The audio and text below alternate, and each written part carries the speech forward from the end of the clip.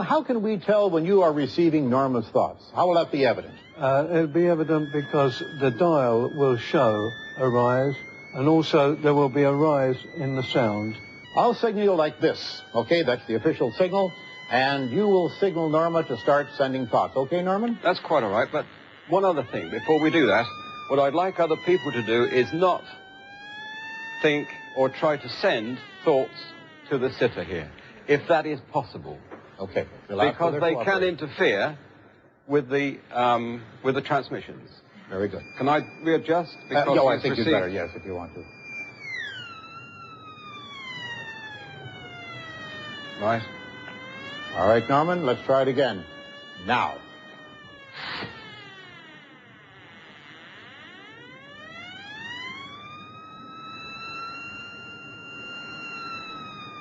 Stop.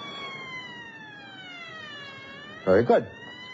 Of course, it's possible that this happens through visual interaction between Ron and Norma, and in order to avoid such an accusation, we're going to seat Ron facing in the opposite direction. Ron, would you swivel around, please?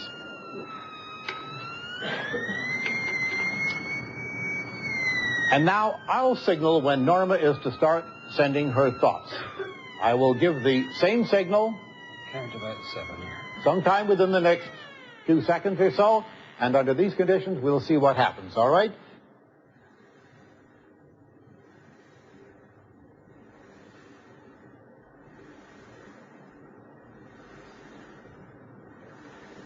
All right, stop.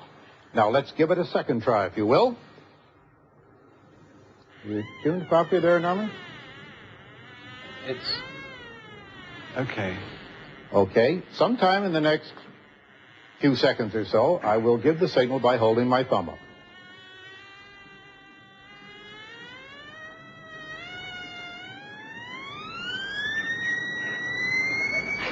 She's already started. I can't stop it. I guess we're having a hard time stopping it, Norman, or can you readjust it? No. He's received it, you see, and it's in his energy form now.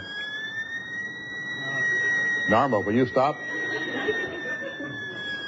All right, sometime in the next little while, I'm going to give another signal. It's beginning to slow. No, it isn't.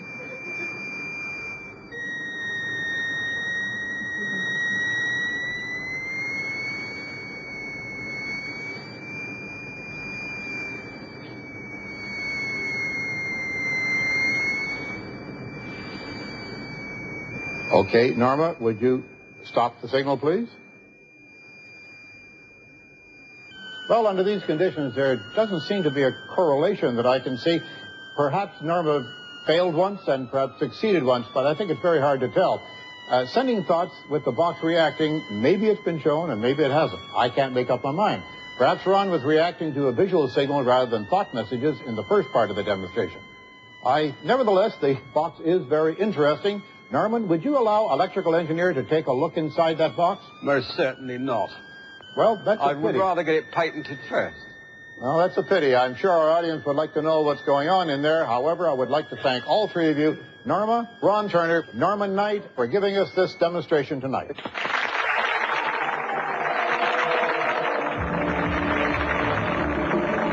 Is the so-called New Age about personal development or just about making money? It's difficult to find any bookstore nowadays that doesn't feature an entire section devoted to the so-called New Age, psychic, or supernatural books.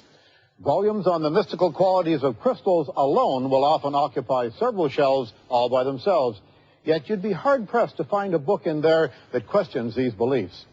The supply of eager customers is just as endless, and every possible variation on these themes is snapped up with enthusiasm.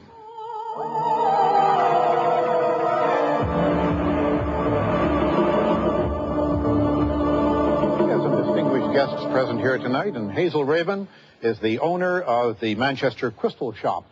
Tell me, how long have you been running this shop? I started the shop in January. I see. And how's business been so far? There's a lot of interest. A lot of interest, and customers, I hope. We get a varied kind of customer, yes, ages from 2 years to 90. All the way. Well, that's a good age range then. And Wendy Grossman is with us tonight. Wendy, what do you think of the New Age? It seems to me to be a rejection of science.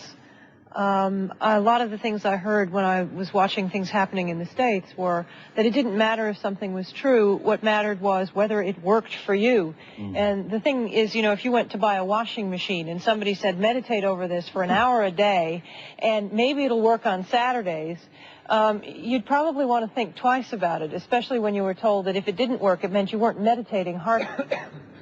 Sue Blackmore, what's the attraction to all this New Age stuff? What do you think? Oh, I think there are lots of attractions. One of them is the whole attraction of secrets and mystery.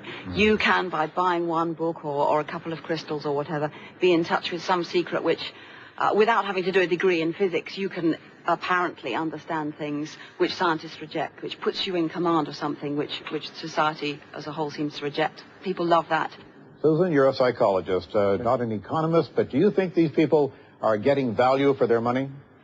In a way they are, if it can help them in their lives to feel better and more confident. But quite a lot of the time they're being seriously misled. And it very much worries me that the New Age is a mixture of genuinely helpful things and completely misleading rubbish. And I think it would be nice if we could sort out one from the other. I must thank all of you for coming along today, and thank you for your comments. And now our last test is aura reading. The aura is said to be a spiritual light that surrounds the body. Some say they have photographed such things, others claim they can see them. Now I'd like to give you a glimpse behind this screen where our volunteers are preparing for the next test.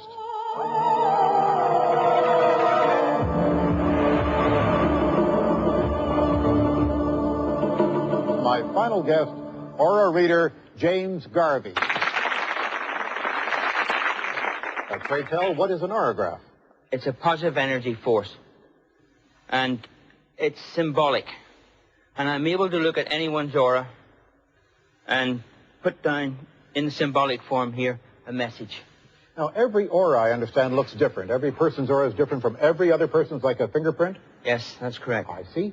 Well, I believe people don't have to actually visit you in person in order to have their auras read, and that you can read an aura via the phone or from a distance or even through walls. Is that true? That's right.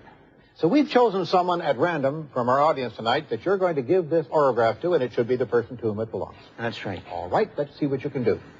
If you notice that, first of all, it's in a green color. So this person that this is going to has a green aura. I have a swan here in different colors. That means the swan is indicative of the person, and it also means, because there's different colors in it, that the person is upset by more than one problem.